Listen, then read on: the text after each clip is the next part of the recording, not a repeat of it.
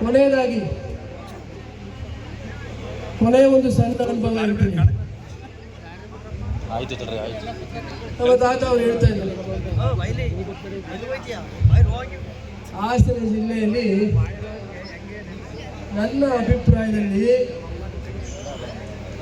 ಯಾವ ಪಾರ್ಟಿ ಯಾವ ಪಕ್ಷವೂ ಇಲ್ಲ, ಇರೋದೇ ಎರಡು ಪಕ್ಷ. ಒಂದು ದೇವೇಗೌಡರು ಪರ, ಒಂದು ದೇವೇಗೌಡರು ವಿರುದ್ಧ ಅಂತ ಹೇಳೋದು. ನನಗೆ ಅದು ಈಗ ಅನುಭವ ಆಗ್ತಾ ಇದೆ. ಈ ಮೂರನೇ ಪಾಠ ನನಗೆ ಇನ್ನೂ ಗೊತ್ತಾಗಿರಲಿಲ್ಲ.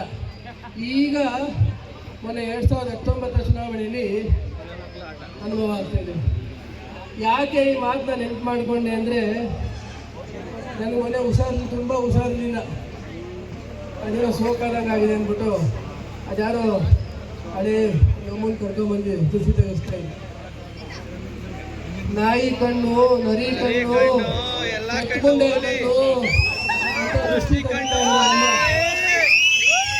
ನಾನು ಮನಸ್ಸಲ್ಲಿ ಅಂದ್ಕೊಂಡೆ, ಕೆಟ್ಟ ಸುಳೇರ್ ಕಣ್ಣು ಅಂತಾನೆ ಯಾಕೋ ನೀನು ಹೇಳಲಿಲ್ಲ. ಇವತ್ತು ಯಾವುದೇ ಆದಂಥ ಮಹಿಳೆಯರಿಗೆ ಇದು ತಪ್ಪು ರೀತಿಯಲ್ಲಿ ಮಾತಾಡಬೇಕು ಅಂತಲ್ಲ.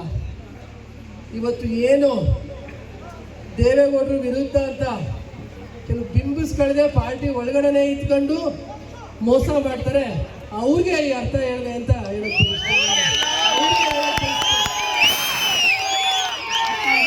ಸೂರ್ಯರ್ಕೊಳ್ಳಲು ಈ ಮನುಷ್ಯನ ತೆಗೆಬಿಡವ ಅಂತ ನಾನು ಪುಸ್ತಕಕ್ಕೆ ಬಯಸ್ತೀನಿ.